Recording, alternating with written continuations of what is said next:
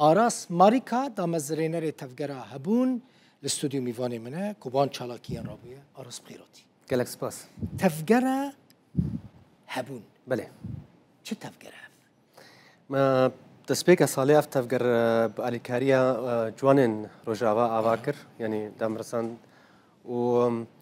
هدفي ما أواجو أم تشتكي باش بملتي خب كنوش بو جوانان بكن وكلي كادي دكتور بيار قلتي يعني الجلك جهان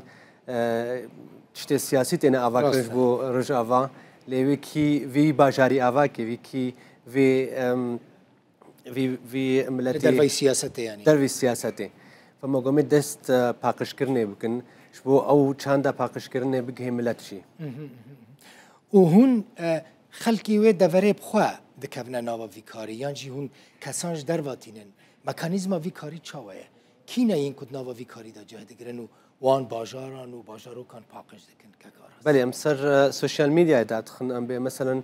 ام القامش لو دست بكن هر ده روجي وري ايغو بخوازي علي كار بمرا خلقي قامش لو گلك اخست علي كاربون و علي كار جيبون هل گرگيلا گيجي كسي گرگيلا گيان داندورا گرگيلا گيجي او جيتنا علي كاري باشه جمع جقجقي بله جمع جقجقي ب دمار خو باقش نافدار مشهوره نه بله جقجق بي يعني حيفه براسي از في گوت نبكم ليه نخوش جمع جقجقي دمار ويد بس سبب قالك نخوشيان جي راستو هونج بو جمع جقجقي چتكن ابخوك تقولتي جمع جقجق سيمبولك اش بو باشاري قامش لو حيفكم حسكيجي يعني حسكيجي أنا تشت هنا وتينا كرن أو بش يعني ببلدية قامش لورجي أما خفتنا تخازن وقتشنا بيك بين شبو أف جم بيشروج دوري باقش كرن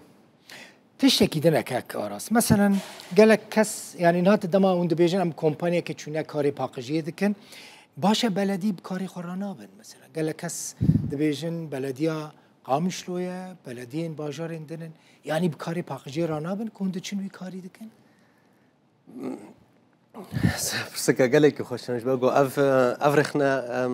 قالك سر يعني باش سر بلدياتي ما يتنقوتن لأسباب ورم في هركسانة بيجو شردارية قامشلو بيان غير لقي شغلي وانك نتني بس باقجية فبي شرداري ملتنا بي وبي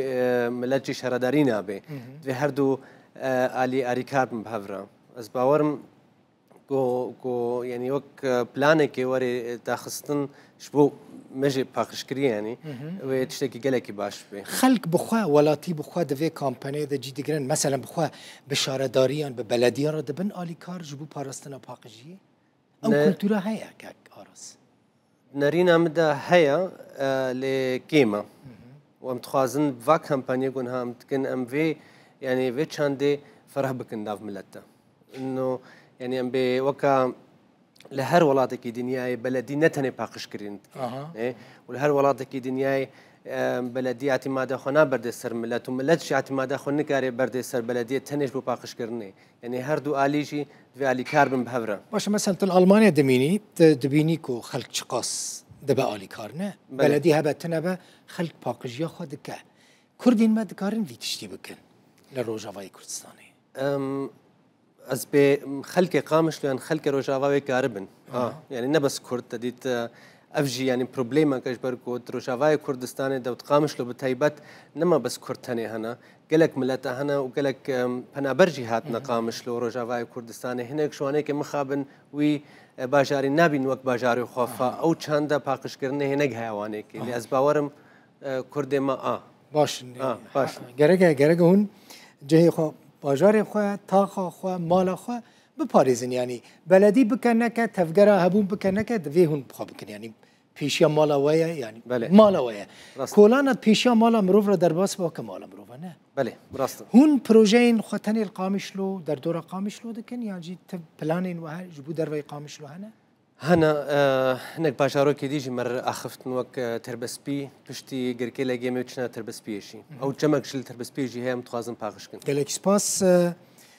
آراس ماريكا جالك سباس فوتاجي تفجرا هبون ميواني مبوي زور سباس دستي وصابه براس جالك سباس وتشتي باشتك قالك سباس بو تيما هبونجي وخلكي قامش لو خلكي رجافايجي قال لي كاريا متكن گلک سپاس مال تابا سباس